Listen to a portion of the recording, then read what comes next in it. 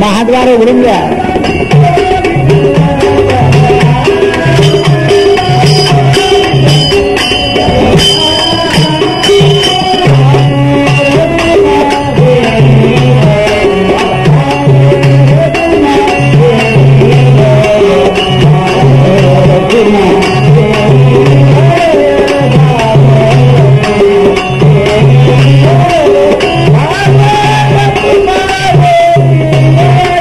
Oh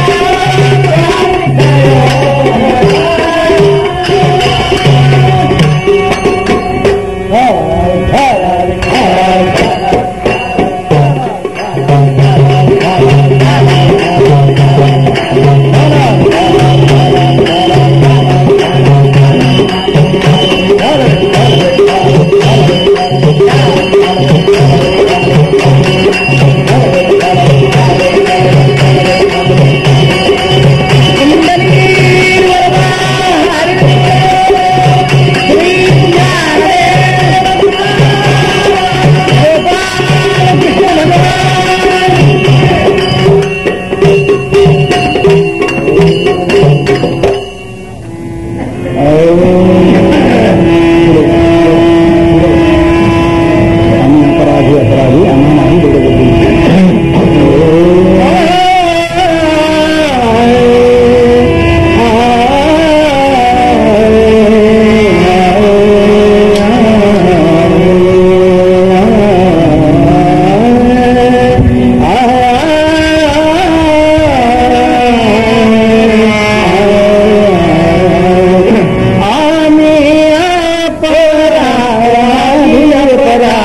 अपराधी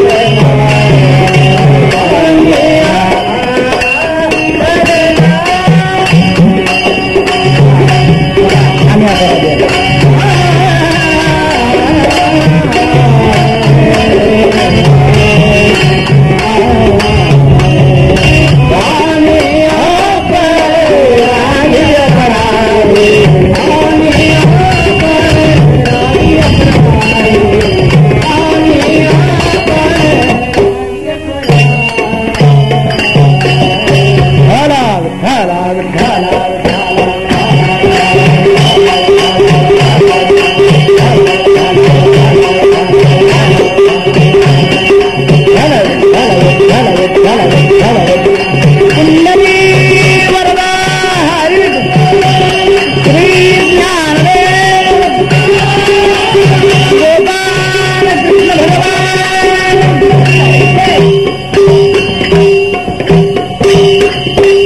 आम्ही अपराधी अपराधी आम्हा नाही दृढ बुद्धी माझे अनन्य गणित कोण करील गणित मज सर्वस्वी पाहिले प्रचितीने सांभाळिले प्रचितीने सांभाळिले माझी वाईट करणी माझी वाईट करणी रामदास लोटांगणी रामदास लोटांगणी रामदास लोटांगणी झाला झाला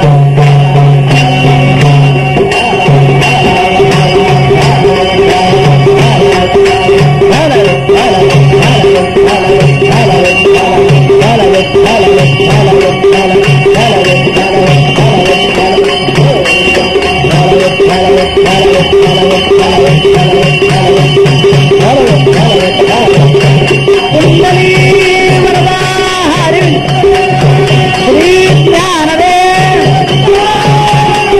गोपाल कृष्ण भगवान। आम्ही अपराधी अपराधी आम्हा नाही दृढ बुद्धी। आजच्या अभंगामध्ये महाराज भगवंताच्या जवळ आपला कबुली जबाब देतात, नाहीतरी जीवानं भगवंताशी आपला कबुली जबाबच द्यायचा आहे।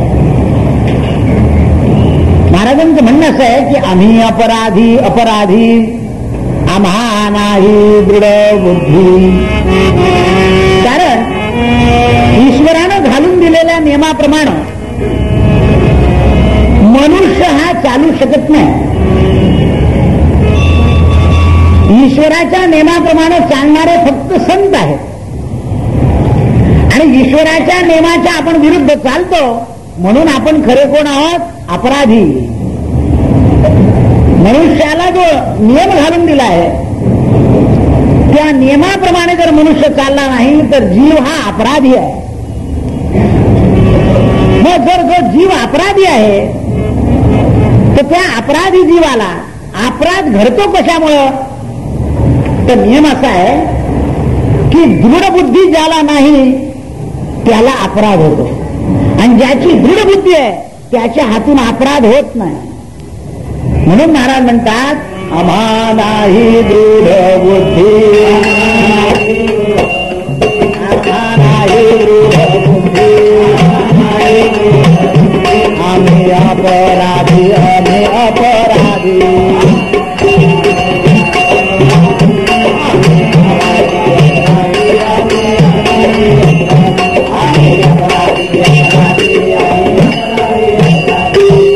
दृढ बुद्धी नाही आहे। मग दृढ बुद्धी होईल तरी कशी? तर नियम असा आहे की शास्त्राशिवाय माणसाची दृढ बुद्धी होत नाही। माणसाची बुद्धी आहे ती शास्त्राशिवाय दृढ होत नाही।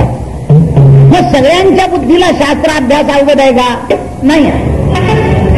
सगळ्यांना शास्त्राभ्यास अवगत होणं शक्य नाही। मग सगळ्यांना शास्त्राभ्यास अवगत होणं शक्य नाही, सगळ्यांची दृढ बुद्धी होणं शक्य नाही आहे, तर मग काय करायचं? आम्ही अपराधी नक्की ठरलेलो आहोत। दृढ बुद्धी होईल जेव्हा तर माणसाचं कर्म ज्या वेळेला चांगलं होईल तेव्हा कर्मानुसार बुद्धी दृढ होते। बुद्धी कर्मानुसारणी। बरं आता कर्मानुसारणी बुद्धी जर झाली तर आमची इंद्रिय अशी आहे की काही काही वेळा धर्म आणि अधर्म हे दोन्ही गोष्टी आचरतात आणि आचरल्यामुळे आम्हाला काय इंद्रियांच्या लालसेनं काही काही वेळा नाही सांगितलेलं सुद्धा करावंसं वाटतं। अहो एवढंच काय, खाताना सुद्धा आमची इंद्रिय त्रास झाला तर काय हरकत नाही, 2 गोळ्या घेऊन खाऊ असं म्हणते।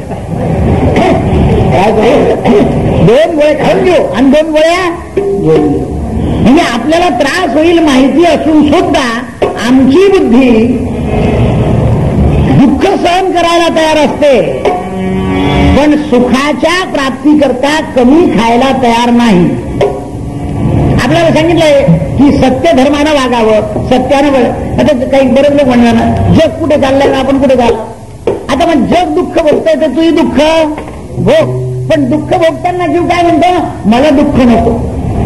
आपण ऐकलं ना, नको दुःख नको, दुःख नको, दुःख नको. अरे दुःख नको हे म्हटलं तरी दुःख कमी होणार नाही. एक शब्द सांगतो, आपल्याला ताप आलं डोकं दुखत, आपण याच तोंडाने बापरे म्हणतो ना, मग त्याच तोंडाने रामने म्हणाल काय हरकत आहे. देहदुःख झाल्यावर बाप बाप आई आई करतो, तेवढंच न करता देवा देवा केलं तर काय बिघडेल. पण आपल्या तोंडात ते येणार नाही आई आणि बापही. आई बाप म्हणतो बाबा औषध दिलंय, तू जरा गम खाऊन पड म्हणजे बरा होशी. आता हा म्हणतो गम खाऊ कसा, गम खावलं जात. बरं बाप आजारी पडल्यावर पोरगा सुद्धा म्हणतो का गम खा बाबा. म्हणजे जो आजारी पडतो त्याला वरचे लोक सांगतात गम खा, पण हा म्हणतो गम खायचा कसा, तुम्ही पडून पहा म्हणजे समजेल. म्हणजे जो आजारी पडतो त्याला आपल्याला वरतून असं सहन कर थोडंसं. आता सहन काय करेल, देहदुःख होत असेल तर ते देहदुःख जास्त सहन करता येत नाही. सहन करण्याची शक्ती भोग इंद्रियांना राहत नाही. जसा इंद्र किंवा चंद्र यांनी मार्ग सोडला, त्यामुळे इंद्राला आणि चंद्राला सुद्धा भोगाचे रोग झाले. विषयाचे सुख नको माझे मना, नको माझे मना, माझे मना, नको माझे मना. हजारावर काय झाले, काय झाले, काय झाले. इंद्रा पडली भगे चंद्र झाला, चंद्र झाला भगे चंद्र झाला, चंद्र झाला काळा भजनाचा, भजनाचा, भजनाचा, भगे चंद्र झाला.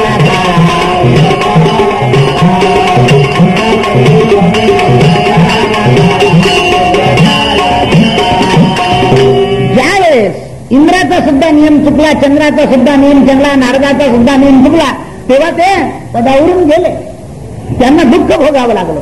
मग दृढबुद्धी ज्याची आहे, दृढबुद्धी ज्याची आहे, नरनारायण तपाला बसलेले होते. दृढबुद्धीचं उदाहरण सांग. तपाला बसले असताना खूप तप चाललं होतं आणि तपाच्यामुळे इंद्राला असं वाटलं की हे जे दोन्ही ऋषी तपाला बसले आहेत ते हे तप करून काय करतील, आपल्या स्वर्गाचं राज्य मिळवतील. म्हणून इंद्रानं रंभेला पाठवून दिलं आणि नरनारायणांच्या तपामध्ये विघ्न आणायला सुरुवात केली. आता नरनारायण हे देवाकरता तपाला बसलेले, कशाकरता, देवाच्या प्राप्तीकरता तपाला बसले होते. कारण तपाशिवाय देवाची प्राप्ती होत नाही. तपे विण दैवत, विधल्या विण प्राप्त. हा तपे विण दैवत, विधल्या विण प्राप्त. विण हित कोण सांगे. कारण देवाची प्राप्ती करायची असेल तर तप करावं लागतं आणि तपाशिवाय ईश्वराची प्राप्ती होत नाही. पण तप सुद्धा कोणाच्या तरी आशीर्वादानं करावं. जर संतांच्या आशीर्वादानं तुम्ही किंवा कोणाच्या आशीर्वादानं तपाला सुरुवात केली, जपाला सुरुवात केली तरच तो जप साध्य होतो, नाही तर त्याच्यामध्ये विघ्न येत. हिरण्यकश्यपू कोणाचे आशीर्वाद न घेता तपाला बसला, त्यामुळे तपामध्ये विघ्न. वाल्या कोणी नारदाचा आशीर्वाद घेऊन तपाला बसला, विघ्न आलं नाही घडत. हरिप्राप्तीचे उपाय तेने धरावे संतांचे.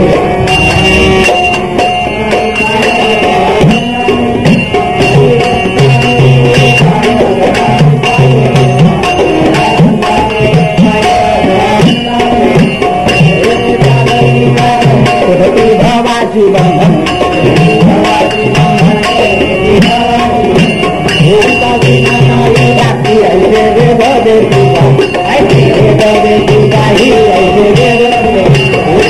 काय करतात संत, तर कोणत्याही तपाचं जे सामर्थ्य आहे त्या सामर्थ्यामध्ये मऊपणा आणतात. कारण कोणतंही व्रत कसं करावं हे समजलं पाहिजे, नाही तर आपण एकदम अचानक काहीतरी मनामध्ये संकल्प करतो ते करतो आणि मग ते खंड पावतो, पूर्ण नाही होत. पण संत काय करतात, त्याला थोडा मृदूपणा करतात कोणत्याही व्रताला आणि तपाला. कोणत्याही व्रताला आणि तपाला मृदूपणा. जसं एखाद्या माणसानं ठरलं की आज मला कडक गुरुवार करायचे, काहीच खाणार नाही. संत म्हणतात याचं इंद्रियाला तर काही सवय नाही, याला तर करायचे, याने कडक केलं तर दुसरा गुरुवार पुन्हा काही करणार. ते काय म्हणतात, तू असं कर, काही फळाचं खाऊ नको, पण दूध फळं खाऊन कर. पण मला कडक करायचंय, मी सांगितलं तुला माझा आशीर्वाद दे, दूध फळं.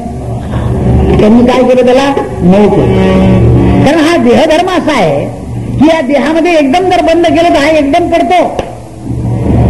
एकदम मी सांगितलं ना, संसार माणसाचं असं आहे की कमी झालं तर करून गेलं, जास्त झालं तर. म्हणजे असा ज्यांच्या शरीराचा नियम आहे, त्यांच्याकडून जर तप करायचं असेल तर त्याला मर्यादा लावावी लागते. आणि संत मर्यादा लावण्याची उत्तम रीत शिकवतात, म्हणून संताशिवाय तपाला सुरुवातच करतो. आता हे दोन्ही नरनारायण भगवंताच्या प्राप्तीनं तप करीत असताना या इंद्राला असं वाटलं की यांच्यामध्ये काहीतरी विघ्न करावं. कारण नरनारायण हे देहबुद्धीनं तप करीत नव्हते, त्यांची दृढबुद्धी होती. आणि दृढबुद्धीने जे तप करतात ते इंद्रियांच्या भोगाकरता आणि लालसेकरता तप करत नाही. इंद्रियांच्या भोगाकरता आणि लालसेकरता तप करीत नाही. कारण तपानं देवाची प्राप्ती व्हावी हा ऋषींचा विचार असतो. आणि आपण जे सगळे तप करतो पण बरेच महात्मे असे तपश्चर्या करतात, रीती नारायणा आम्ही कसे आहोत, अपराधी आहोत. आणि अपराधी असल्यामुळे आम्हाला दृढबुद्धी नाही आहे. पण कानोपात्राची बुद्धी दृढ झालेली होती आणि दृढबुद्धी झाल्यामुळे कानोपात्रा या विषयासक्त वृत्तीला आसक्त झालेला, म्हणून ती पांडुरंगाच्या मंदिरामध्ये आली आणि भगवंताला अपराधाची क्षमा मागते की अनेक जन्माचं माझं काही पाप असेल ते असू दे, पण या जन्मी मात्र माझ्या मनामध्ये तशी काही शंका नाही आहे किंवा विषयाची कल्पनाही नाही आहे. मग विषयाची कल्पनाही नाही, माझी इच्छाही नाही, तरी माझ्या या देहाचं असा नाश होऊ देऊ नये. जर शास्त्राने सांगितलं असेल त्याप्रमाणे जर देह माझा त्या संबंधात येत असेल तर तो योग्य आहे, पण हा अयोग्य आहे. पण देवा मी काही तसा अपराध केला आणि माझी दृढबुद्धी झाली, म्हणून कानोपात्रा पांडुरंगाच्या मंदिरामध्ये आली आणि भगवंताला हाक मारली, पतित तू पावना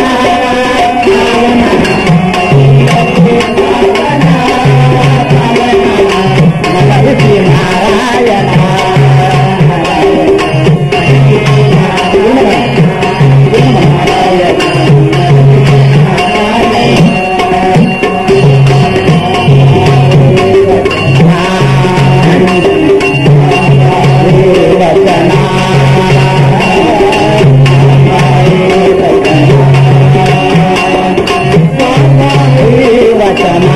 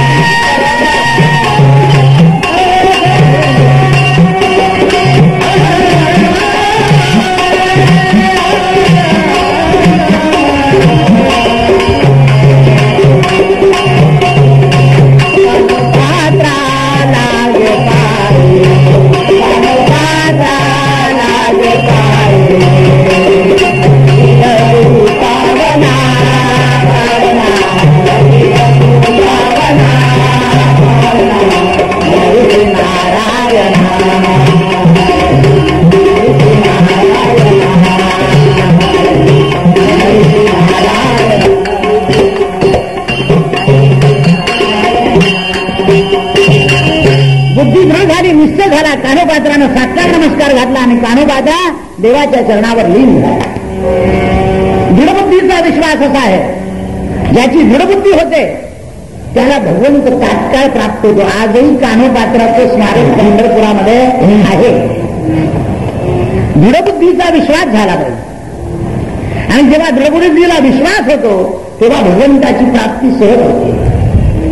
पण त्याकरता कानोपात्रानं काय केलं होतं तर कानोपात्रा बालपणातच भगवंताच्या नामाचा संग करीत होते. ती म्हणून जाती शुद्ध जातीत मनुष्य जन्माला आला आणि त्याचा जर भाव चांगला नसेल, दृष्ट विचार असतील तर चांगली झाली तर त्याला भगवंताची प्राप्ती व्हायला वेळ लागत नाही.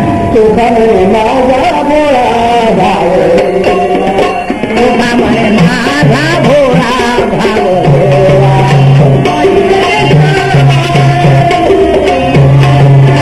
गायन केशवा तुझे नाम.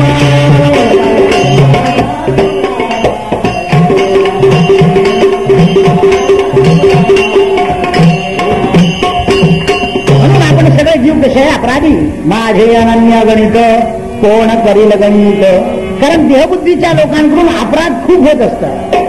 म्हणून शास्त्र आपल्याला काय सांगतं, कोणतंही कर्म केल्यानंतर भगवंताच्या जवळ अपराधाची क्षमा मागावी. आपण सुद्धा मोठमोठे कार्यक्रम करतो आणि नंतर म्हणतो ना, कोणाचं काही चुकलं असेल तर मला क्षमा करा. एवढ्या कार्यामध्ये काही गोष्टी चुकण्या योग्य आहेत, होतं माणसाकडून चूक, मला क्षमा करा असं आपण अपराधाची क्षमा तात्काळ मागतो. अन्यथां शरणं नास्ति त्वमेव शरणं मम तस्मात् कारण्य भावेन रक्ष रक्ष परमेश्वर. हा भगवंताच्या जवळ अपराधाची क्षमा मागणं. पण एक लक्षात ठेवलं, अपराध होऊ नये याची काळजी घेतली पाहिजे. नाही तर लाट मारायची सॉरी म्हणायची असं नाही. हा म्हणजे लागले बरोबर काय लागतं. काही काही लोक मुद्दाम मारतात आणि पुन्हा नाही. आपली भारतीय संस्कृती काय म्हणजे, लाट लागली तर त्याच्या पायापर्यंत हात ने, त्याच्या पायापर्यंत हात ने. म्हणजे क्षम्यतामेव प्रसिद्ध परमेश्वर. क्षम्यता कशी होते तर कृतीने होते, नुसती बोलण्यानं नाही. तुमची नवीन क्षम्यता अशी आहे, नुसती बोलायची. अरे मग चुकेल असं वागू नको. दृढबुद्धीचे लोक चुकतील असं कधी वागतच नाही. त्याचं कारण काय, त्यांच्याजवळ दृढ बुद्धी असते. म्हणून आपले अन्याय जे आहे ती इतकी अगणित आहे, त्याची गणती कोणी करणार नाही. म्हणून महाराज म्हणतात, मग सर्वस्व पाहिले प्रचितीने सांभाळले. हे परमेश्वरा, आता माझं जे सर्वस्व आहे हे सर्वस्व माझी तू आता प्रचिती काही पाहू नको. तर आम्ही तू प्रचिती पाहण्याला पूरक आणि तारक नाव.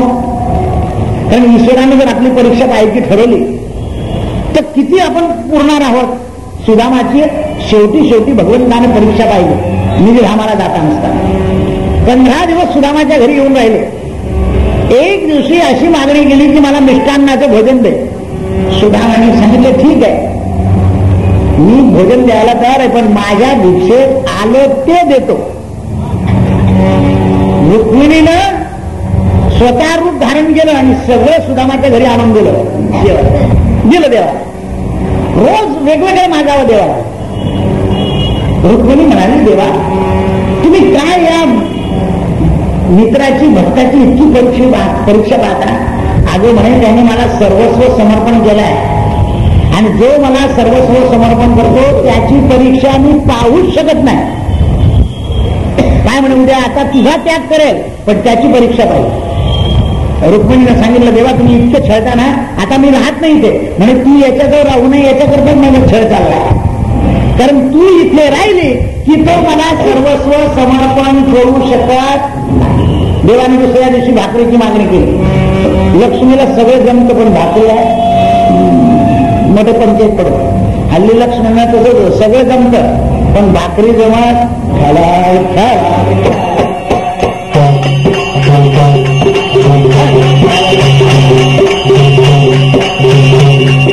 थापाची भाकरी नाही, आता भाकरी थापून करता तुम्ही.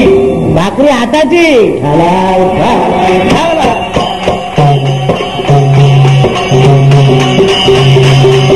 लोकच बोलायला लागले आमच्याकडे भाकरी होतो. म्हटलं मी काढतो कोणती भाकरी हाताची.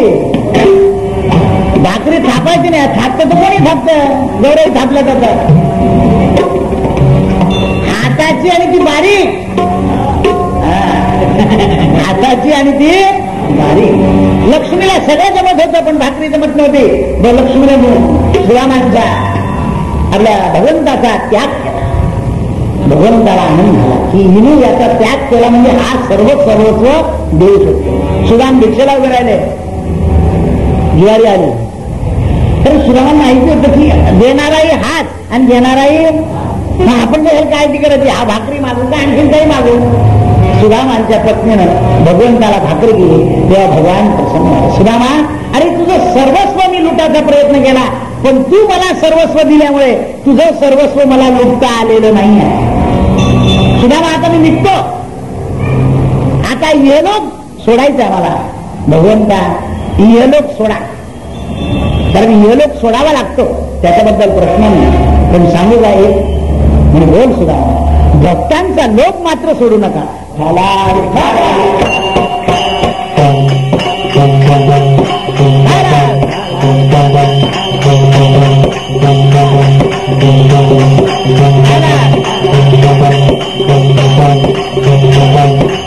हे लोक सोडा पण भक्तांचा लोक मात्र. भगवान म्हणाले सुदामा, अरे भक्ताचा लोक सुटला की देवत्व जा. तुझ्या वचनाला मी जागृत राहील.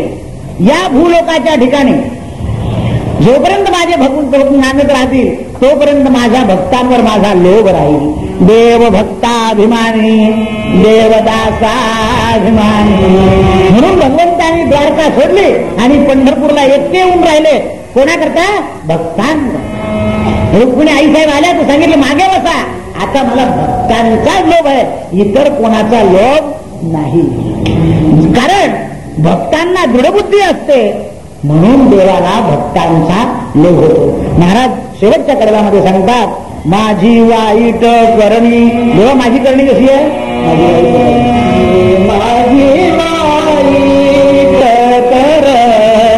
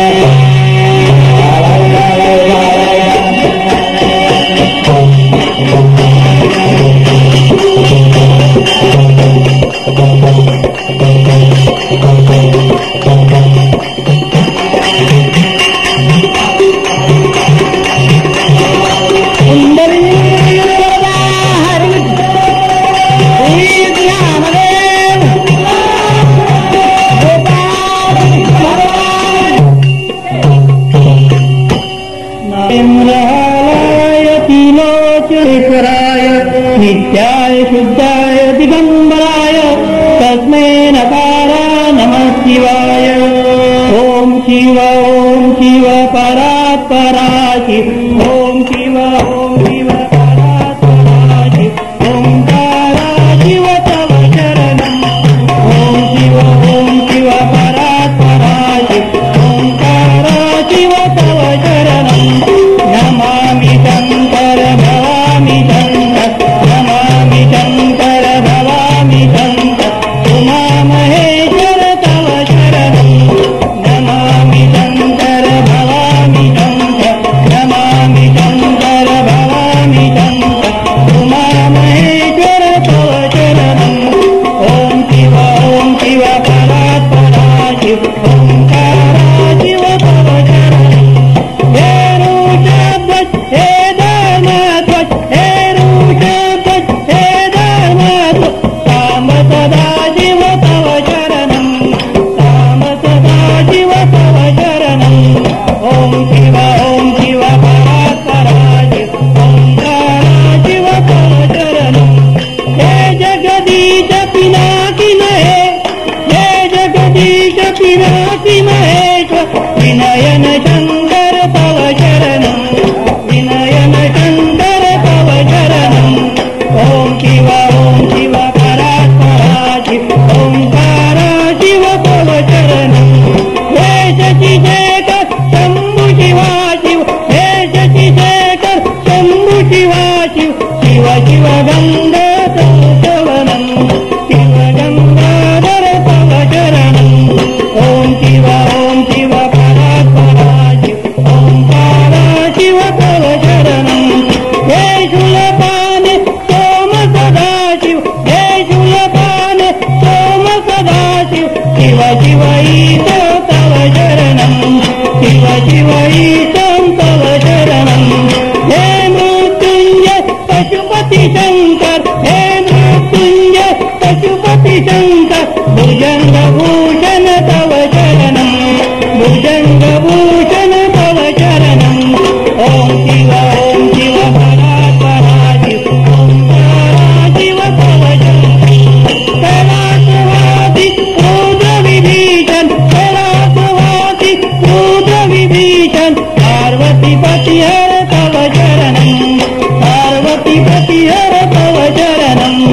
ओम शिव परात्पराशि ओंकारा शिव तव शरणं.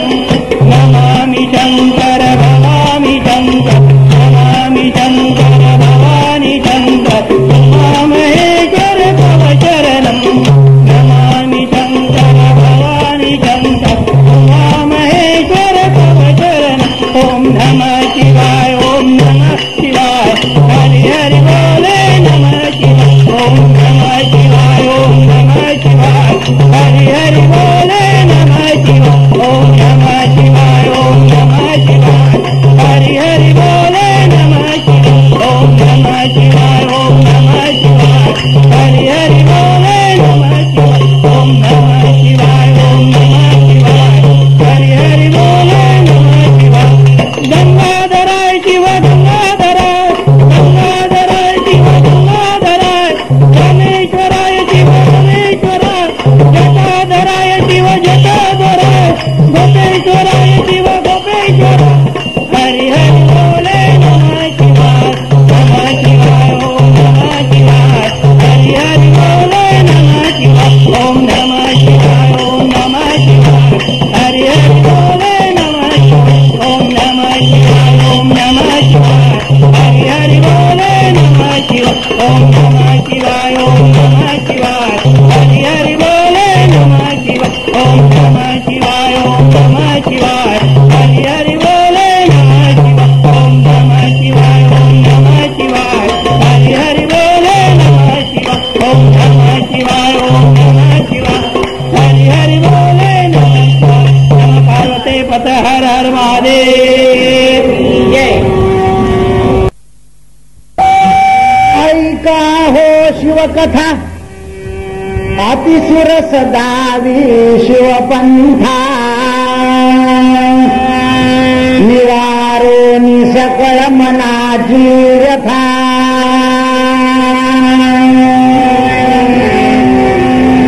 ऐका ऐका हो शिवरात्रीची कथा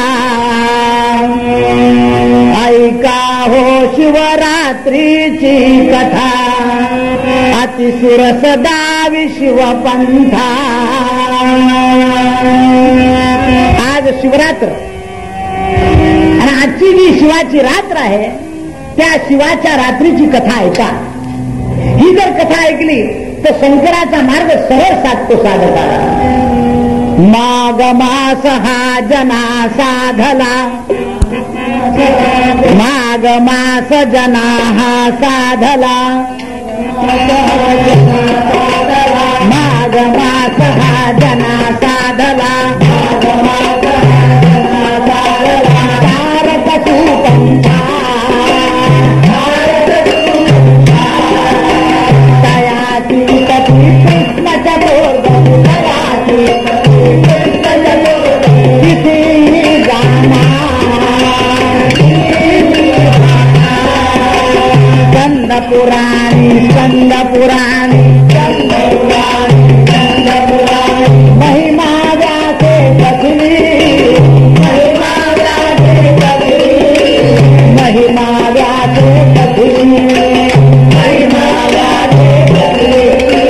महामती मुनि व्यास महामुनि व्यास कथा कथितो बुधजनी ऐका हो शिवरात्री कथा ऐका हो शिवरात्री कथा अतिसुर सदावी शिवपंथा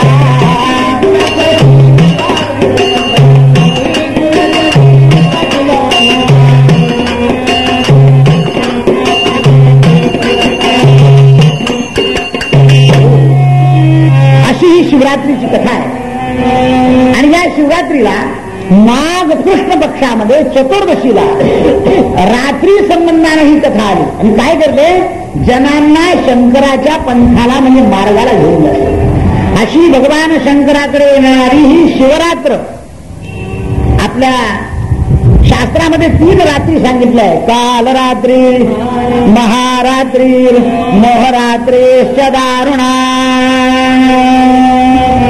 आणि अशा या शिवरात्रीला काय करायचं ते सांगतात जो करी उपास साधुनी शिवरात्र जो कोणी दिवसभर उपास करेल आणि रात्री ही रात्र साधेल रात्र साधायची म्हणजे रात्रभर काय करायचं हे म्हणतं मला लवकर जायचं कसं काय होईल लवकर उठवावं लागेल जो करी उपोषण साधुनी शिवरात्र आदरे शिवार्चन कमळ बिल्वदर जो आदरानं शंकराला बिल्वदर आणि कमळ वाहतो म्हणून शिवरात्रीच्या रात्री जिथे कमळ मिळत नाही ना तिथे कमळ काकडी वाहिली जाते कमळ न मिळालं तर कमळाच्या अभावानं कमळ काकडी म्हटलं हे काल सांगितलं असतं आणलेलं असते का म्हटलं मागच्या वर्षी सांगितलं होतं कोणाच्या लक्षात राहतं की पाहे केवळ शिवलिंग नेत्री नाही काही जमलं तर रात्री फक्त शिवाचं लिंग पाहायचं डोळ्यानं निष्पाप होती जनसारे या शिवरात्रीला रात्री शिवाचं लिंग जरी डोळ्यानं पाहिलं पुष्कळ लोकांची यायची इच्छा होती पण मिळू शकले नाही कारण डोळ्यानं सुद्धा लिंग पाहणं जमात घरात सुद्धा ते ठरवतील की 12 वाजता उठू पण झोप लागली तो उघडणार तर हा सुद्धा योग घडून यावा लागतो त्याच्याशिवाय घडत नाही म्हणून अशी ही शिवरात्र माघ महिन्यातली या शिवरात्रीच्या दिवशी भगवान शंकराला बिल्वदल कमळाचं फूल नाही तर जल आणि तेही तुम्हाला नाही जमलं तर रात्री डोळ्यानं फक्त लिंग पाहायचं बम बम बम बम सांब सदा शिव, बम बम बम बम सांब सदा शिव, बम बम बम बम सांब सदा शिव, बम बम बम बम सांब सदा शिव, बम बम बम बम सांब सदा शिव, बम बम बम बम सांब सदा शिव, बम बम बम बम सांब सदा शिव, बम बम बम बम सांब सदा शिव, बम बम बम बम सांब सदा शिव,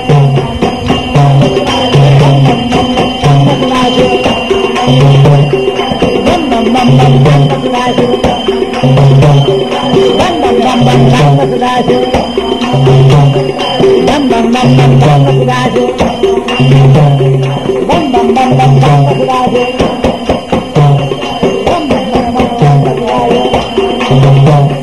बम बम बम बम सांब सदा शिव. कोणी एक रात्री, कोणत्या तरी एका रात्री, म्हणजे भक्ताला माहित नाही रात्र कोणती आहे. कोणी एक रात्री शिव मंदिरी गरजत हर हर नाम घोष. कोणत्या तरी एका रात्री एका शंकराच्या मंदिरामध्ये अनेक भक्त लोक बसलेले होते आणि हर हर गर्जना करीत होते. या अज्ञान अशा भक्तानं पाहिलं की हे सगळे माणसं एका ठिकाणी या दगडाची पूजा काय करत होते. त्याला जे महादेवाचं लिंग दिसलं ना, ते काय दिसलं फक्त एक गोटा. त्याला तो काय वाटला, दगड. पण हे जे मंदिरामध्ये सगळे बसलेले होते, आता रस्त्याला आहे का म्हणून काय वेळ हा एवढं थंडीचं वारा चाललाय आणि काय झालं अंगावर पांघरून बुंबून काय बसलं. कारण बोलणाऱ्याचं काय तोंड धरलं काय, एवढं रात्री जायची गरज होती. देव का घरी नाहीये असं म्हणणारे सहज म्हणतात. हा जो एक भक्त आहे त्यानं पाहिलं त्या शंकराच्या मंदिरामध्ये कोणी करती बिल्वार्चन. कोणी काय करत होतं, बिल्वार्चन करीत होतं महादेवाच्या मंदिरामध्ये. हर हर मनोनी वाहती बिल्वदल, कोणी येऊन जल घालती शिव शिव नामे उच्चारती. कोणी पाणी येऊन घालतंय आणि शिव शिव म्हणताय. कोणी येत आहे, कोणी येती कमल, कोणी येत आहे कमल पुष्प वाहती, कोणी फुल वाहत आहे, कोणी आपला वेदाचं अध्ययन करताय, कोणी भगवान शंकराचं स्कंद पुराण वाचतंय. आणि अशी सगळी गर्दी त्या महादेवाच्या मंदिरामध्ये जमली आणि हा एक भक्त येऊन पाहतोय. आणि पाहतोय तर सगळे कसे आहे, भुकेले आणि सारखं बोलवलं तरी जात नाहीये, तरी भगवंताचं नामस्मरण करताय. फिरता फिरता ऐसा व्याध तेथे आला. एक शिकारी कोणीतरी माणूस फिरत फिरत फिरत फिरत त्याला सकाळपासून शिकार मिळालेली नव्हती. माणसाला कुठेच काही मिळालं नाही, तो मंदिराचा आसरा घेतो. कोणीच घरात विचारलं नाही किंवा म्हणतो का पोचली केव्हा चालतोय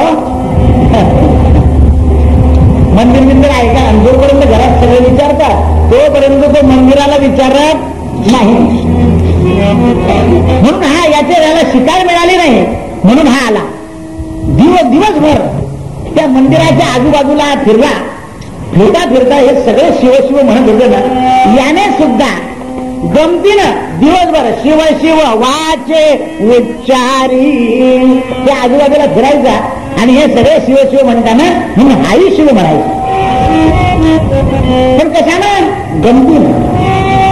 बरेच लोक गमतीनं आलेले असतात किंवा म्हणून ते बाकीचे म्हणतात म्हणून हे म्हणतात. मनामध्ये भगवंताचा नामोच्चार करायला आदर नसतो. याने काय केलं, त्या शंकराच्या मंदिराच्या वरती असं भव्य एक बेलाचं झाड होतं. त्या बेलाच्या झाडावर चढून गेला. मुळात तर झाड शिकारी आणि चढून गेल्यानंतर हे लोक बेलाचं पान वाहत होते. काय करतात, वरतून बेलाची पानं पडतात पण खाली टाकतात. हे लोकांना असं वाटतं वरतून बेलाची पानं पडतात ही शंकराचीच कृपा आहे. आता हा बसला होता लपून, हा बसला होता लपून. यांनी बेलाची पानं उचलावी आणि महादेवावर वाहवी. याने ते पाहिलं की अरे हे दगड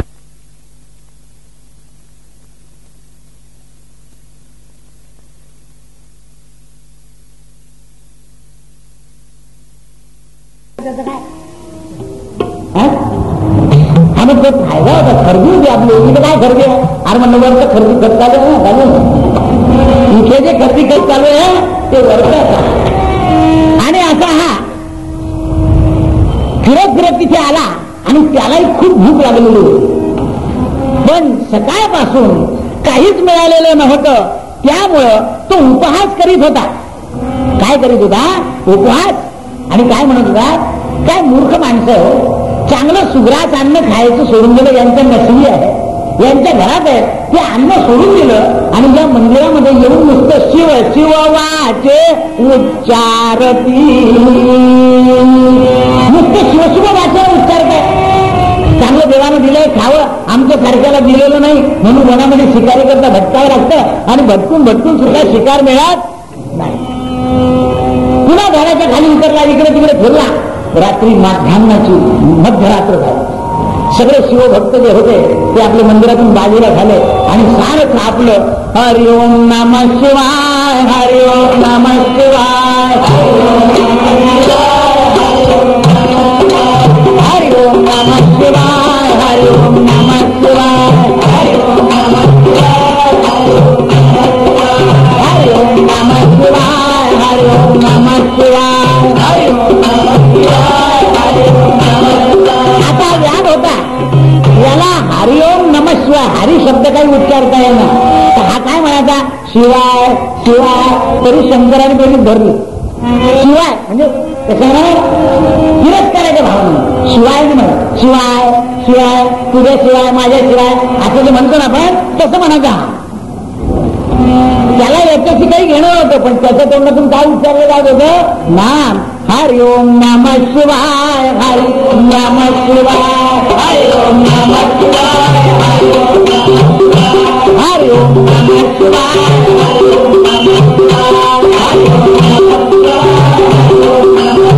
जसं आम्ही तुम्ही सोमवारी पाहता लहान लहान पोरं सुद्धा आपल्या घरात बसून ओम नमः शिवाय असं करतात. सोमवार झाला की मंगळवार सगळं बरोबर होतो. कारण काय पाहिलं ना की माणसाच्या मनात काहीतरी करावं असं. अरे पुष्कळ लोक क्षेत्र कसं करायला लागून गेले, प्रवेश करायला लागून गेले आणि इकडे लोक सांगून सांगून थकले तरी करत. अरे पाहून म्हणून काहीतरी चांगलं पहा. पाहता आलं तर चांगलं पहा. जसं तुकारामाने पाहिलं तसं ज्ञानोबाने पाहिलं. रूप पाहता आलो चली,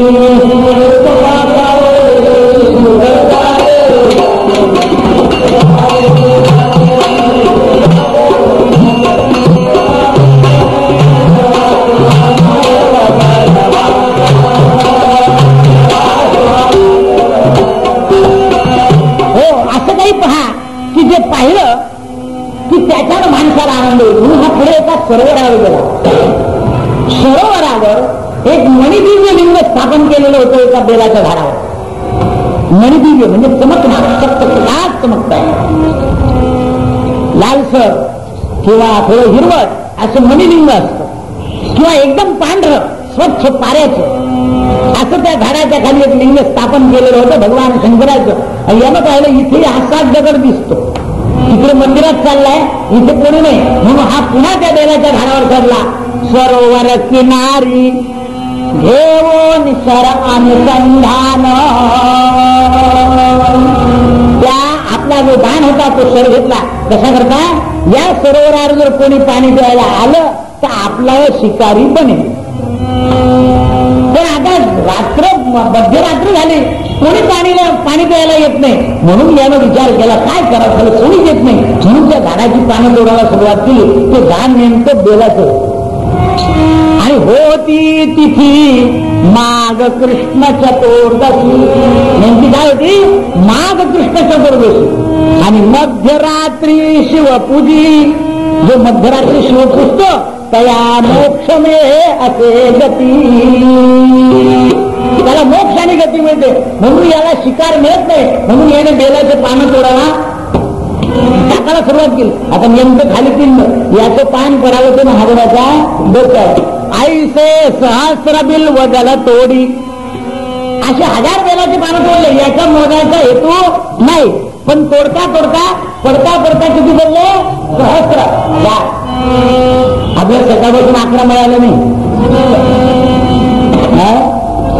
त्याला 1000 मिळाले.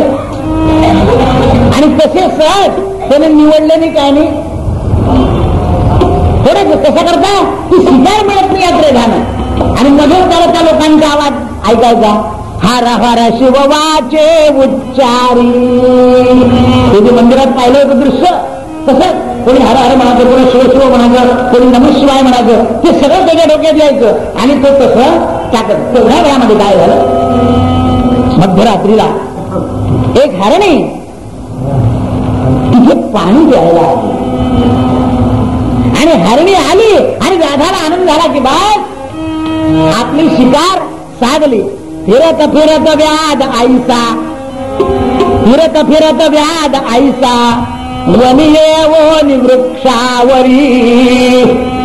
आपल्या वृक्षावर बसला आणि अनुसंधान करतोय आणि तेवढ्या वेळात या हरणानं आपलं पाण्याशी तोंड लावलं आणि लावल्यावरच सर्व तिने पाणी याने ओढला आणि ओढल्याबरोबर हरणानं पाहिलं की अरे वरती तर आपलं मरण बसलंय, पण आता काय करावं. त्याच्या व्याधाच्या मनामध्ये ही बेलाची पानं वाहून वाहून थोडी दया आली होती. काय दया आली, व्याध म्हणजे याला पाणी पिऊन मिळावं मग मारा. नाही तर निर्दय माणसाच्या मनात दया येत नाही. पण दया कशामुळे आले, वाचे शिव शिव उच्चारी. त्या झाडावर बसून वाचेनं शिव उच्चारलं होतं म्हणून याच्या मनात दया आली की याला पोटभर पाणी पिऊन मिळावं आणि मग मारावं म्हणजे आपल्याला पाप कमी. म्हणून मनुष्य थोडस नामस्मरण करणारा असेल ना तर पाप करताना विचार करून करतो आणि बापाचा तरी विचार करतो. नामस्मरण करणारा नसेल तर तो बापाचाही विचार करत नाही आणि पापाचा विचार. माणसाने दोन लोकांना घाबरून राहावं, बापाला आणि पापाला. पण आता लोकांना बापाला घाबरत ना पापाला. बाप आणि पाप यांचं भय राहिलं नाही म्हणून जगामध्ये कसं झालंय, गोंधळ मारलाय. तेवढ्या वेळामध्ये व्याध म्हणे, आता व्याध बोलायला लागला, व्याध म्हणे हरणी पाडसा, भूक अनिवार झाली माझी आता. त्या हरणाला बोलतोय की हरणा आणि पाडसा, अरे माझी भूक अनावर झाली आहे, सकाळपासून माझ्या पोटात काय नाही, बस आता तुमची मी शिकार करतो. मार तुझं न म्हणे वाट पाहे घरी कोणी. तुला मी मारतो, तुझी कोणी घरी वाट पाहणार नाही, पण माझी सगळे मुलं माझं घरी वाट पाहत आहे की आता शिकारी येईल तेव्हा शिकारी येईल. मी इकडे भुकेनं तळमळतोय आणि तिकडे सगळे तळमळ तळमळ करतात. त्या हरणीनं याची गोष्ट आहे. आता याच्या मनात दया उपडल्यामुळे आता सर्व तुम्ही मान मारू शकत नाही. वेळ कसा मिळाला तर बघा, त्या हरणीनं सांगितलं की बाबा रे तू मला मारतो ही गोष्ट खरी आहे, पण माझी कथा ऐकून घे. माझी कथा ऐक. मी हरण का झाली, तुम्हाला मारण्याबद्दल काही प्रश्न नाही, पण मी हरण का झाली त्याचं कारण आहे. पूर्वजन्माची मेरंभा, ही पूर्वजन्माची इंद्राची रंभा आहे, पण माझं काही वाम मार्ग झालं म्हणून मला हरण झालं. काय वाम मार्ग झालं, अहो म्हणे एकदा शिवरात्री भजती शिव शिव सदा कोणी. एकदा शिवरात्र होती आणि त्या शिवरात्रीच्या दिवशी सगळे लोक शिवाचं भजन करीत होते, पण मी मात्र भजन केलं नाही आणि भजन न केल्यामुळे त्या लोकांची उलट निरवच्छना केली म्हणून मला हा स्वर्ग देवांगना असून सुद्धा हरणाचा जन्म प्राप्त झालाय. तर तू विचार कर, आजची रात्र चांगली आहे. कोण म्हणतोय आजची रात्र काय आहे, विचार कर. लवकर सोडायचं विचार कर. हरी हरी वाचे उच्चारी, हरी हरी तुम्ही वाचन उच्चारलं आज. शिव शिव वाचे उच्चारी, हरी हरी की मला शिव शिव जर वाचन उच्चारलं तर सगळ्या पापांचा नाश होतो. वाचे वदता शिव नाम,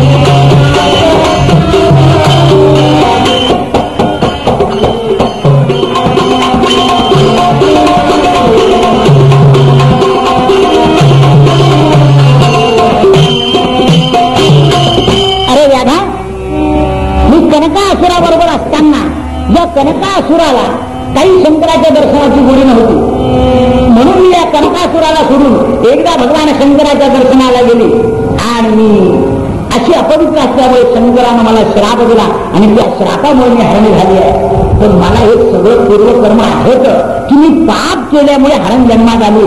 तर तू मला मारून पाप करून कोणत्या जन्मात असेल?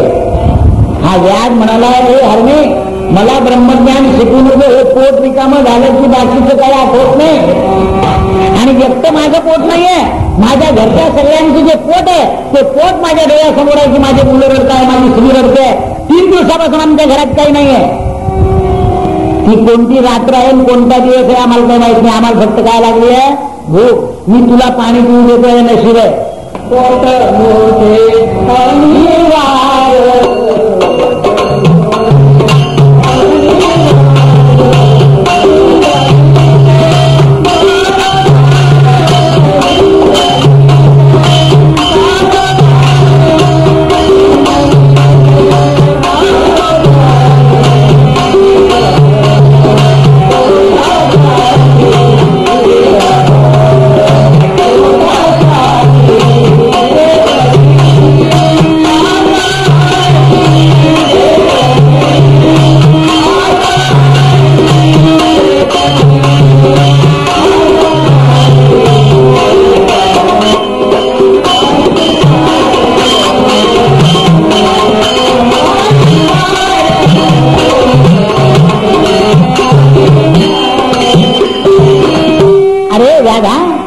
मला शंकरानं सांगितलंय की 12 वर्ष पूर्ण होता तू मुक्त होशील जाण तत्वता.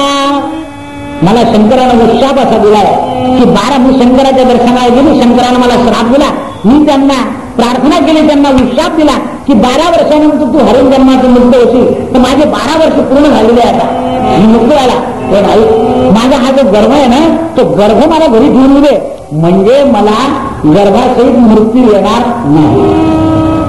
हा व्याज म्हणाला, हरणे तू शपथ घे आधी परत येशील. कारण मराला कोण परत होत काय? सगळेजण सत्ता घेऊन देतात. पण मराठी वेळ आली की आपल्याला जर यमाना असं सांगलं किंवा तुला मी आता काही घेऊन जात नाही, तू शपथ खाय आणि मग पुन्हा ये माझ्याकडे. लोक सत्ता घेऊन पण परत तुझ्याकडे जाणार म्हणून ते शपथ घेऊ देत नाही. बाकीच्या सगळ्या ठिकाणी शपथ चालतात पण यमाच्या दारापुढे शपथ चालत नाही. तिथे जर चालली असते ना तर लोकांनी आणखी धुमाकूळ केला. अरे लोक शपथ खाऊन पण द्यायचं असं काय करू नसतं. एका रात्रीतून बोल शपथ घेतात, देवाची शपथ खरं सांगेन, सगळं राष्ट्र माझं आहे असं समजेन म्हणता, पण प्रत्यक्षात कारण त्यांना कलियुगात सत्तेला किंमत होईल. कोणी जीव गेला तरी चालेल पण वचन लोक जाऊ देत नव्हते. वचन जे आहे ते जाऊ देत नव्हते. म्हणून या हरणीने शपथ घेतली, ब्राह्मण होवो न पडती वेदा, ब्राह्मण होवो न पडती वेदा, पंक्तीस करती जे भेदा, हरिहराची आठवा निंदा उच्चारती पापी. जो ब्राह्मण असून भेद पडत नाही त्याला महापाप लागतो. जो पंक्तीमध्ये भेद करतो त्याला महापाप लागतो. आणि जे मुखानं हरिहराचं नाव घेतली त्यांना महापाप लागतो. मी जर आली नाही परत तर एवढं पाप मला लागेल, एवढं पाप मला लागेल. म्हणजे मी माझ्या गर्भाला घरी ठेवून परत येणार आहे आणि जर आली नाही तर एवढं मला पाप लागेल. असं त्या हरणीने या व्याधाला सांगितलं. हा व्याध काय म्हणतो? व्याध म्हणे की बाई ते पाप बीप सगळं जाऊ दे, पण हे पाप इतकं जोराचं आहे की भूक लागली की माणूस काहीही करतो. निजेला धोंडा आणि भुकेला कोंडा जे असेल ते आहे ना. श्रीमंत माणूस काय वेळा बाबा वाला मुरमणे खाऊन घेतो ते उरकवा कारण भूक लागली आहे. व्याधाला दया आली. कारण काय ते बेलाची पानं वळून झालेले होते. व्याध म्हणे प्रतिवते गायी सत्वरी, व्याध म्हणे प्रतिवते गायी सत्वरी, येई लवलाई. जा म्हणे तुला मी परवानगी देतो, तुझा आणि तुझा गर्भ ठेवून लवकर ये. कारण निशी 2 समयी उरली. ही रात्र जी आता फक्त किती राहिली? 2 घटका राहिली आणि 2 घटका रात्र संपत नाही त्याच्या आत खाली आहे. आणि यानं काय केलं, ही 2 घटका रात्र राहिली असं म्हटलं आणि पुन्हा ती हरणी गेली आणि याने ते आपले विकानं कामं सुरू केले. बेलाचं पान तोडायचं, त्याला बेल माहितच नव्हता, पानं तोडायचे, वाचे शिव शिव उच्चारी. आता काय झालं, पहिले 1000 पानं आणि हे 1500 म्हणजे 2000 आणि नामस्मरण किती झालं ते काही त्याने मोडलं नाही, पानही मोडलं नाही. त्याच्यामुळे आणखीन दया उपजली. काय उपजली? दया. ईश्वराची उपासना करून हृदयात काय उपजते? दया. पण हल्ली लोक इतके भजन पूजन बेलाचे पानं वाटी इतक्या जातात, शंकराला चटके लागेपर्यंत, शंकराला चटके लागेपर्यंत वाटी जातात. पण यांच्या मनात दया येत कशी नाही? दया जाते कुठे? दया धर्म का मूल है, दया बिना सब भूल है. दया ही सगळ्या धर्माची मूळ आहे आणि जिथे दया नाही ते सगळं चुकीचं आहे. म्हणून भारतीय संस्कृतीची मूळ पाया कशावर आहे? दया. दया कुठे पाहिजे? मानवाच्या वृत्तीमध्ये आली पाहिजे. हल्ली मानवाच्या वृत्तीत दया आहे, पण कशी आहे? वरवर आहे. कशी आहे? वरवर. आपण नेहमी दुसऱ्या दिवशी दया उपजवतो, पण ती कशी? वरवर. दया जी आहे ती मूळ शुद्ध दया वेगळी आहे आणि म्हणून आपण खऱ्या दयेचा आधार घेत नाही. म्हणून जगामध्ये लोक दुःखी होतात.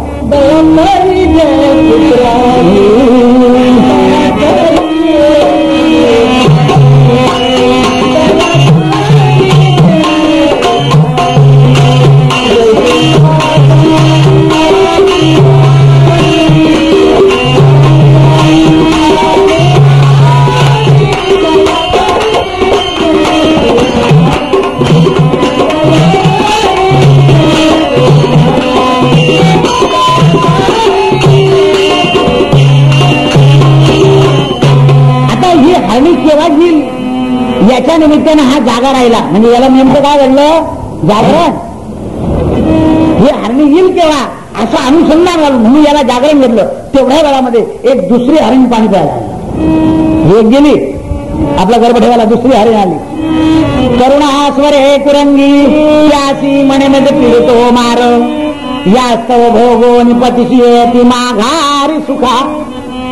अरे व्याधा, तू मला मारू नको, कारण माझा पती घरी एकटा आहे आणि त्या पतीचं माझ्यावर खूप प्रेम आहे, म्हणून मी एकदा माझ्या पतीला भेटून येते. तो म्हणे एक गेली गर्भ ठेवायला, दुसरी म्हणते पतीला येऊन भेटते. अरे ती येणार नाही, ही येणार नाही, माझे पोरं उपाशी मरतील. म्हणे तू काय शपथ घेते? बोल, तुला सोड तुझा. तर याच्या मनात काय उपजली?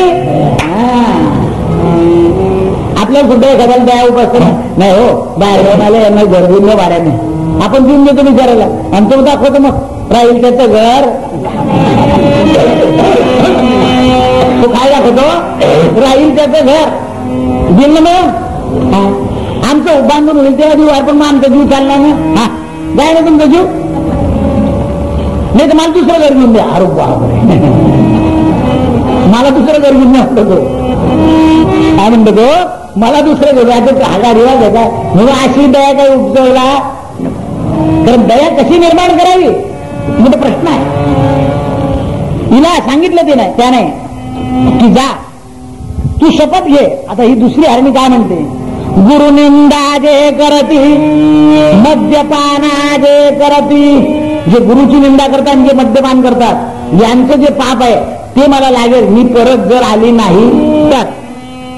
आणि त्या व्याधाच्या मनामध्ये शंका येते की प्रत्येक हरणी बोलायला कसं काय लागलं,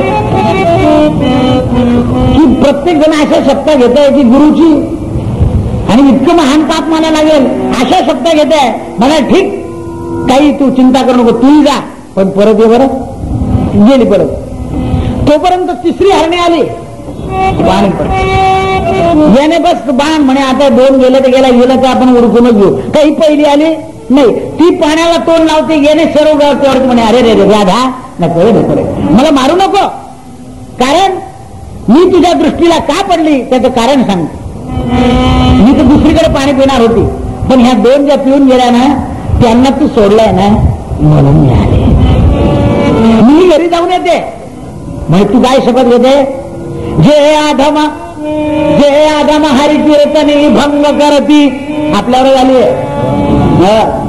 जे आगम हरी कीर्तनी भंग करती तयास मिळे नीच योनी. जे आधम आहे, जे हरिकीर्तनाचा भंग करतात त्यांना नीच योनी मिळते. मी जर परत आली नाही तर मला ती नीच योनी प्राप्त होईल. ती मला सोड आणि मी माझ्या मुलाला पाजून येते. हिने मुद्द्याचं वेगळं. हरी म्हणाला अरे आपण सुद्धा आपल्या मुलाला भूक लागली म्हणून मास घेऊन जातोय, ते जाऊ दे हिला, हिच्या मुलाला पाजून येतं. कारण मुलांचं शेड्यूल आणि परिस्थिती मोठी वाईट असते. याच्या मनात दया होत. ही दया अशी घर करते आणि दयेमुळे म्हणून माणसाला दया ज्ञान स्वरूपाने उपजली पाहिजे. अज्ञान स्वरूपाची दया जर उपजली ना तर माणूस उलट अंधारात पडतो. म्हणून दयेला दृष्टी पाहिजे. आणि जेव्हा दयेला दृष्टी येते म्हणून कोणावरही दया करायची ना तर त्याचा पूरक विचार करून करावा. नाही एखादा आपल्या स्टँडवर भेटतो, स्वतः बसा कुठे चालले, आता तो मग आज पक्का म्हणजे का सगळ्याला मला का सगळ्याला जायचंय, सुप्रभाऊ तुमच्या ओळखीच आहे का, कुठे त्याला काही त्याला फक्त आपल्यावर दया करायची म्हणून त्याला आपण जागा देतो.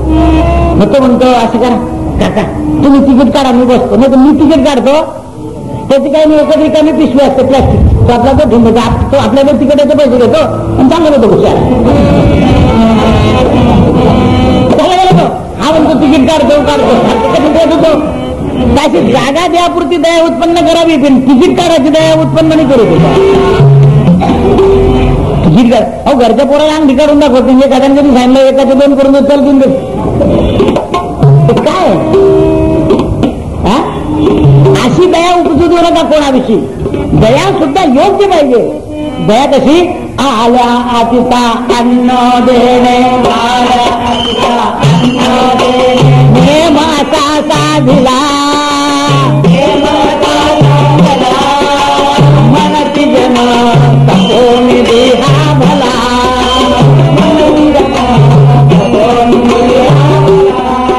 अपरिचित अतिथी आहे त्याला कुठे बसवायचं ओरंड्यात आणि तिथे त्याला तांबर पाणी द्यायचं आणि त्याच्या सुद्धा अस्थि बोलायचं पटकन बाहेर. भाऊ कुठून आला आणि किती पोर आहे आणि काय करतो बस असं तुम्ही विचारलं की त्याने तुम्हाला गराडा. दया केवढी उपजावी, तुकडा आणि तांबर पाणी. नाही तर मग तो लबाड असतो तर सगळं सांगतो काय करावं. बापाने हाकलून गेलं, भाऊ काही करत नाही, मी फार आला कष्टच आहे, माझे मुलं 2 आहे, आत्ता 10 लोकांना न्यायचं आहे, 2,000 रुपयाची कमी करता आहे, मग इकडे तिकडे फिरत आहे, गेले याने 500 रुपये. अरे या तीर्थक्षेत्रात सुद्धा आता आम्ही गेलो, त्या लोकांनी आमच्या बरोबर लोकांनी 800 रुपये देऊन टाकले आणि त्या बाईकडे म्हणून सुद्धा त्या माणसाच्या मुळे आणखी सगळं दिसून राहिलं. नाही त्यांचा मुलगा मरून गेला आणि ते अक्कलकोटला आले होते आणि तरी इतके भक्त आहे आणि इतके भाविक आहे त्यांना जायला पाहिजे असं तुझं डोळ्यात दिसतं ना रे. त्याला मिळू दे ते, त्याला ते मिळू दे ना. 800 रुपये देऊन आले. किती 800. अशी दया उपजू नका. भाद्रपदाची गोष्ट आहे आपल्या आषाढातली 800 रुपये देऊन आहे. आम्ही फार मोठं काम केलं म्हणून फार मोठं केलं बरं आहे. तो चांगला दिसतोय, सगळं चांगला बोलतोय, इंग्रजी बोलतोय, त्या गळ्यामध्ये त्या बाईच्या गळ्यात मंगळसूत्र आणि त्यांना जर गावाला जायला पाहिजे नाही तर त्यांना मोडून टाकायला रांग ठेव. हा म्हणजे दुसरं काय म्हणतात नकली असं म्हणतात. म्हटलं तुमचं नकली होतं त्याचं नकली. म्हणजे माणूस कशी दया उपजतो बघा. आणि इकडे जर एका भावाने म्हटलं असतं की मला इकडे पंढरपूरला तर नाही काम फुकट भाडा देतो, तिथे दया उपजत नाही यांना. आणि इथे 3ऱ्या ठिकाणी दया उपजत. अशी दया उपजू नका.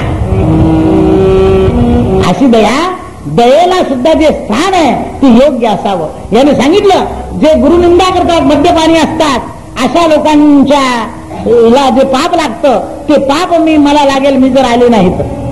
यादा तू मला मारू नको, मी आत्ता माझ्या मुलाला पाजून येते.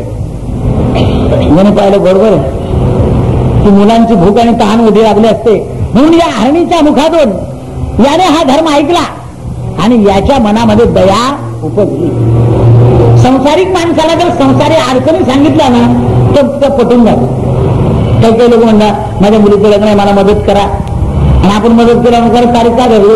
अहो काय करू, तुम्ही पैसे दिले आणि त्या दिवशी माझा खिसा कापला गेला. हो, त्यामुळे लग्न काही ठरवता आला नाही. आता तुमचे कसे द्यावे हा मोठा प्रश्न पडला. मला सांगतो तो असे बरेच लोक येतात मदत मागायला. माझ्या मुलीचं लग्न ठरलंय, आम्ही ठरलंय, आपण काही पुरा तपास करत नाही, त्याला 500 रुपये देऊन टाकतो.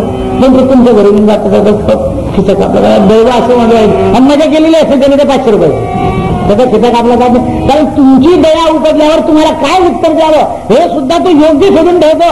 तुम्हाला पटलं पाहिजे असं. आणि असे जे दृष्ट लोक असतात यांच्याविषयी दया उपजून उलट धर्म न होता अधर्म होतो. आणि अधर्मानं मनुष्याची बुद्धी नाग. बरं, अधर्मी लोक शब्द कोणाचे घेतात? पोराची घ्याल ना, जिवारीची घ्याल ना, देवाची देवा घेत होते. कारण देवाच्या शक्तीने काही होत घराची लगेच आपल्या घराला हात लावून घेत होतो. आईची तर घ्यायला तयारच असते, कारण आई नेली तर काही फरक पडत नाही. हा, सगळे लोक कोणाला मारता हो? जेवढे एवढे सगळे कर्मचारी आहे ना त्यांना घरी यायचं असलं की आई सिरियस आहे किंवा आई मेली तार करून दे, मेली असली ती करून दे. कारण ती मेली तरी काही फरक पडा. किती वेळा हा रजे करता ना सगळे रजे करता. तर कोणी बायको का बरं आजारी पडली नाही आतापर्यंत? का पाडली नाही? मेली नका सांगू बरं, पण आजारी सुद्धा का पाडली नाही?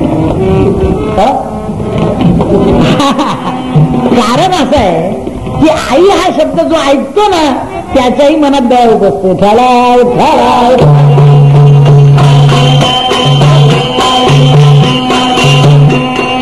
जिच्या नावावर रजा मिळते, जिच्या नावावर सगळं मिळतं, तिला वागवायची मात्र खूप दया नाही येते. त्याच्या पुढचं ऐकून तिला वागवायची दया उपजत नाही. अरे रे काय मनुष्य असेल, मोठे मोठे लोक ना बिलकुल ऐकून नाही सांगितलं. काहीच तो लोक लवाड असतात. आमच्या आई मध्ये हो काही मदत करा, माणूस तुमचे 10 रुपये. दुसऱ्या दिवशी पुन्हा 8-10 दिवसांपर्यंत खरं किती वेळा मरते तुझी आई?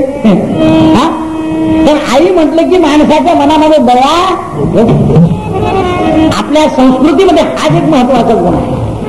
कारण सगळ्यांचा, पण आपण ते डोळ्यानं पाहत नाही म्हणून.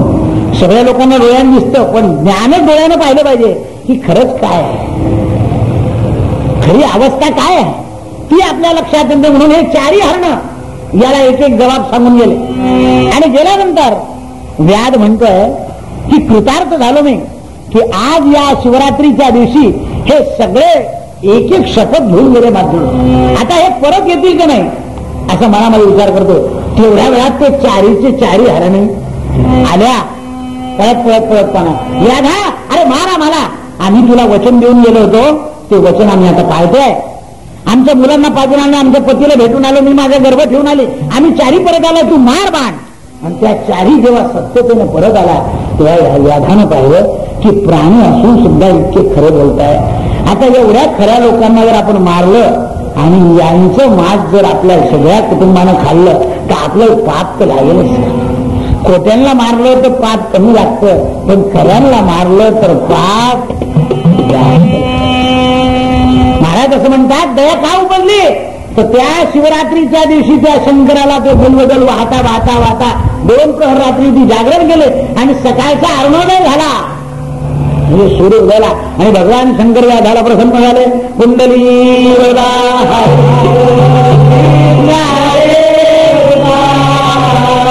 नमः पार्वती